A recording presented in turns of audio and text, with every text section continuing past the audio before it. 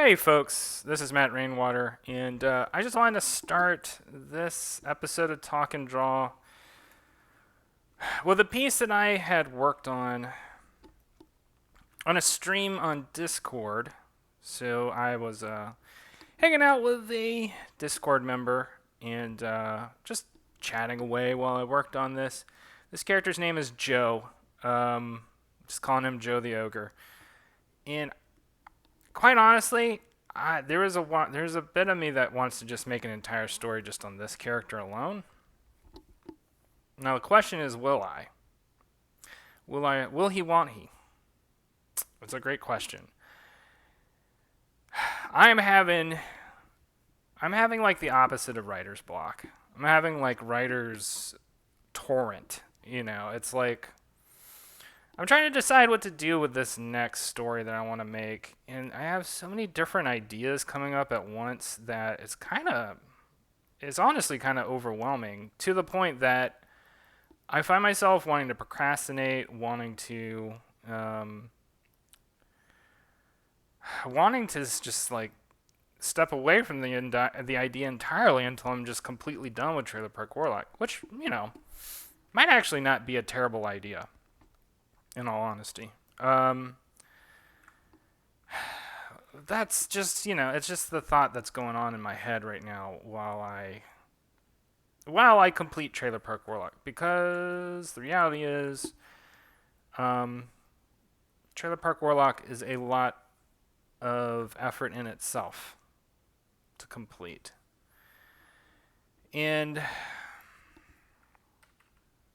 I don't want to burn myself out, I keep getting kind of close on that, where I have days where it's just, the burnout is palpable.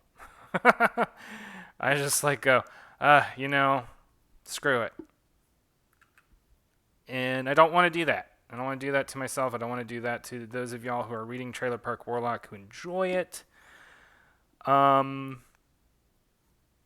For those of y'all who have no idea, if for some reason you have no idea what I'm talking about, the link to Trailer Park Warlock will be in the description for this episode of Talk and Draw. It is near and dear to my heart. I have spent the last 5 years creating it, and I'm getting near the end. And getting near the end of Trailer Park Warlock is, it's been kind of a fretful experience to a certain degree, because I don't want to leave it. But due to contractual agreements with Webtoon, I kind of have to. And that is what it is. I recognize that probably for the last year, really year plus, I've been kind of grieving it a little bit, because I've talked about this in previous episodes, I believe, but I wanted Trailer Park Warlock to go a lot further and do a little bit more, and it's just, I don't know, it hasn't quite worked out the way that I wanted it to. And that's okay, because I think the way that it's going to work out in the end is going to be great. And I have to remind myself of that. I have to tell myself that. Even if I'm...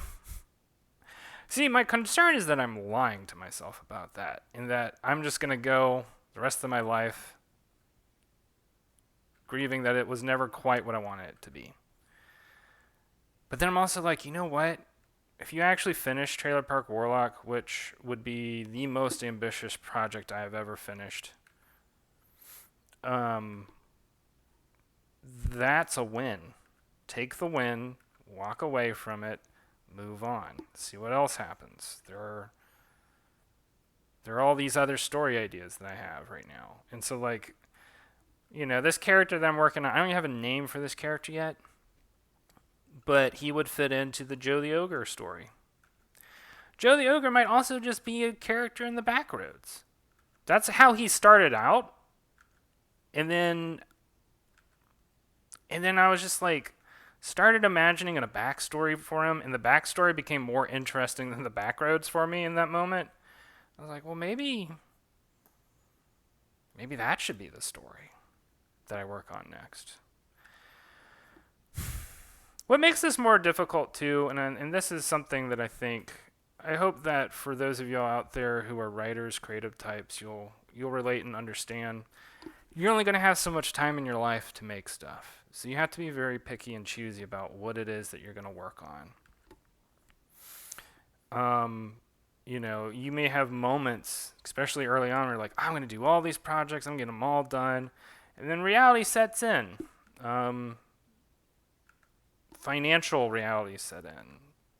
Realities of time. Maybe you have family and friends that you want to see as well, and not just spend your every waking moment in front of the computer or the drafting table working on your magnum opus. This is something I've been having to come to terms with a little bit, because when I was younger, I think I applied myself to that ideal. Let me tell you a little quick story. When I was in high school, I really got into the works of Osamu Tezuka. He's probably most infamously known, I don't know why I say infamously, but he's most well known for Astro Boy. Everybody on some level or another knows what Astro Boy is, even if they don't care. It's just, or at least for a while anyway, maybe not so much nowadays. It was a comic. It's a comic that has been a staple in Japan, as far as manga goes. But beyond that, Osamu Tezuka made countless other titles, certainly not by himself. He had tons of assistants. He is often considered the godfather of Japanese manga, or of manga. I mean, yeah, if it's Japanese, it's manga. I don't know why it's redundant. But he's considered the godfather of manga. And whether or not that's actually, true or not, I'm not here to answer that question for y'all. That's a story you're going to have to figure out for yourself. But, I got really into Osamu Tezuka for a while. I really enjoyed his work. Not so much... Okay, when I say I really enjoyed his work, what I really enjoyed was his magnum opus work, which was Phoenix. It's a set of stories called Phoenix, and I found it very unique at the time, and it's still pretty unique to me in a lot of ways. Phoenix takes place, what's the best way that I could describe it? Phoenix is a set of stories that Osamu Tezuka outlined, and I think he wanted there to ultimately be 13 of them. And these are stories that would take place across... It's incredibly ambitious. It was going to take place... Or it did. You can find them. Many of them are very good stories. Not all of them are amazing, but some of them are very, very good. They range in quality. But they range throughout all these different historical periods over time, and the stories that take place feature characters that go through reincarnations. So you'll see characters sort of reused, but going through different lives and going through different problems in their life, and sort of having these things that recur and things that they finally resolve and move on from. And then the way that the story is structured, it's kind of it's sort of cyclical, where you see history begin and end at the same place. It really still is in a lot of ways an ambitious story. And I've only really seen ideas that are in Phoenix sort of used appropriately by Alan Moore in his story Jerusalem. Although in a different way. But anyway, the whole structure of the story is sort of tied together by the figure of the Phoenix. And the Phoenix is this firebird who, in the manga, describes itself as an altered form of God, and goes throughout countless cycles of life and death, and is always there in these important transition moments in people's lives. It occurs, or it appears before people in these important transition moments in their lives. Um, it's a really great story. Anyway, that's all to say that as I was getting into Osamu Tezuka, start to learn more about him as a person, learn more about his life, right? And he kind of, I mean, he set the standard for what would be the life of a mangaka, so many years ago, which is to say, almost no family life, constantly at the drawing board, constantly working on, a million different projects, which I would put him at a different place versus other manga artists, but just exceptionally unique in that way. People like to describe him as like the Walt Disney of Japan, and I could see it. Like he had a very big vision and executed a lot of that great vision. And he clearly loved to tell stories and was obsessed with it to the point that in his dying age, which was not very old, I want to say it was maybe like 63 or something like that. He died of stomach cancer, and was basically had to be dragged out of his studio because he wanted to finish his work, which at the time was Phoenix. He was getting very close to being done with Phoenix. And that's haunted me. That's haunted me ever since I read it, or I read about it. Ever since I read that story about Osamu Tezuka, it has haunted me to this day that he had gotten so close to being done with Phoenix and did not finish it because life stepped in the way. He got stomach cancer. He died, etc., etc. And I just, ever since I read that, that's given me a certain. That has really formed my central discipline as an artist. Because the reality is like we're all gonna die someday, and so it's really important to set your priorities as a person, not as an artist, not as anything else other than as a person. What are the things that are most important to you? That should you find yourself dying earlier than you wanted? What was I gonna say? Should you find yourself dying earlier than you want it, will you have gotten far enough? Will you have completed something very crucial and important to you? And for any artist, I think there's always going to be some amount of, having to walk away from the drawing board too early. I think it's the fate of basically anybody who decides to be creative for the rest of their life, that they're going to have a project go unfinished. That's something you got to accept, right? What's more important is to sort of work on the idea of like mitigating that from being too many projects. This is why I kind of was saying earlier. I don't know why I say kind of. I was saying earlier. This is why I was saying earlier that I think maybe it is important and crucial for me to really focus on Trailer Park Warlock right now, because that's the skillet that's on the fire, right? That's the meal that's getting cooked right now.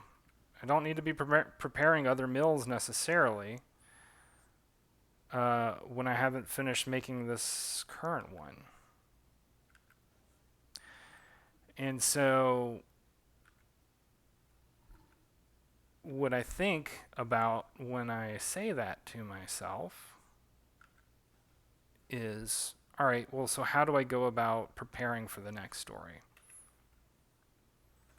And all I have right now are really the only idea that makes sense to me right now is to just keep making character designs and just have a big library of character designs to pull from.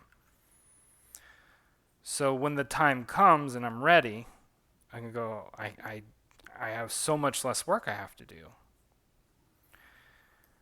And so this is sort of my plan for these talk and draw videos for the very for much further down into the future than I realize, probably. Probably I'll be doing this kind of thing with these videos until next year. Until, let's say, March, maybe, even. And I don't really know what life is going to be like that far down. It really kind of scares me to a certain extent. So I may not be able to prepare in a big way, but I can prepare in small ways, and I can at least put together elements for the story that I want to work on next. I can put them all together.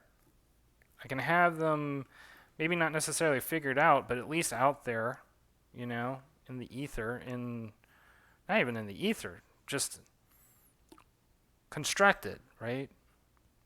Get the blueprints. Whatever kind of blueprints that I can get together that, my spirit is willing to allow to happen in this moment. And then when I'm ready, I'm ready.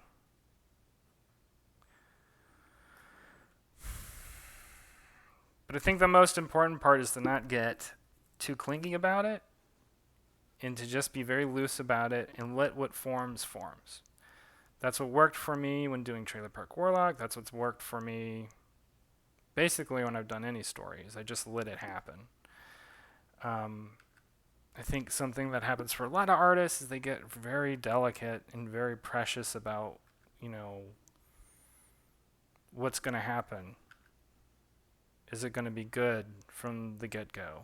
The answer to that, I can tell you, 9 times out of the 10, is that no, it's probably not going to be that good at the beginning. You have to sort of get used to that. Going back to Osamu Tezuka, the graphic novel that got him on the board in Japan was called Metropolis, and it was like an adaptation of the Fritz Lang movie. For those of y'all who don't know about that story, it's about a city in the future called Metropolis, and it's like the centrally planned city. It's very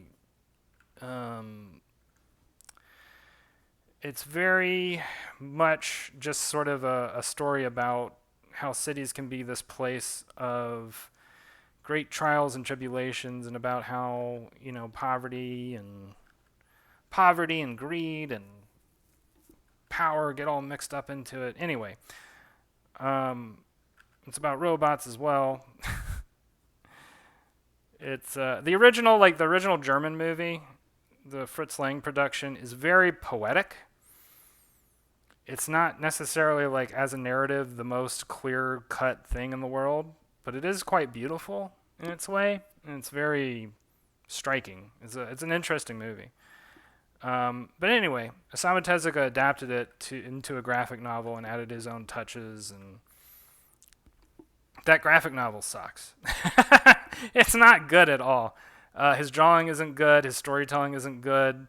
There are things that happen in the plot that make absolutely no sense. It's just not good. Now later on, in the year 2000, and I can't remember, maybe 2004 or something like that, the director Rintaro adapted that book. That adaptation is amazing. I don't know how Rintaro was able to form something so beautiful out of that book, because that book is horrible. But the movie adaptation is, I highly recommend it. For those of y'all who are fans of animation, it's got an amazing soundtrack. It's just good. It's one of my favorite things in the world. But anyway, my point is, even somebody who would later be called, the Godfather of manga, or I think the Japanese just call him the God of manga. I don't remember. Anyway, somebody who is described as this formative entity, right, in an entire art form. His first thing was horrible. It was not good. Like, it's not good. You're gonna see people try and talk about it in a glowing light. They're lying to you. It's just not good. It's not a good book at all. It is, and there are a lot of books by Osamu Tezuka that are not that great either. He kind of took the Stephen King method of just put stuff out there, and some of it will, some of it will be really good, and some of it will be Cujo. It's just not gonna. It's just not all gonna work out, right? And that's fine. I mean, I understand that kind of process. And I might want to talk about that again some other time. I'm actually done with what I was going to do here. I guess now is as good a time as any to stop. I also was trying a totally new pen today, new brush. I should also say that I'm actually doing this on a new monitor that I got. It's pretty nice. I really like it. Anyway, I'll talk about that again some other time, but I still need to name this character, and so I'll name this character before we go. Oh, what are we going to name? What are we going to name him? What do we name a goblin? Because in my mind, he's a goblin.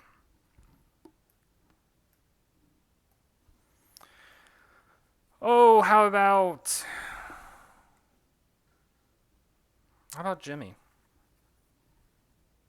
Jimmy's good, right? Should I do that? Jimmy. He looks like a Jimmy.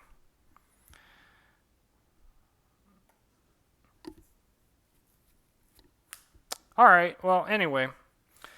Thanks for hanging out with me today, y'all. We will, of course, be doing this again in the near future. Until then, hope you're having a good day. And last but not least, I also want to say, if you're enjoying these videos, if you enjoy my work, check out the Patreon. I have stuff going on the Patreon. Like, you get early access to these kind of videos, usually like several weeks ahead of when I publicly publish them, usually like a month, although it depends. You get access to progress shots where you can see future episodes of Trailer Park Warlock as I'm working on them, and by that I mean you get to see screenshots of those episodes while I work on them. You get access to ebooks of other works that I've done. There's a lot of stuff going on. Go ahead and check it out. And if you want to talk with me on a more day-to-day basis, the Mancers Union Discord is also a great place to join to hang out. We're having fun in there, and sometimes you can catch me streaming. And so anyway, hope you all have a good one, and we will talk again soon. All right, bye.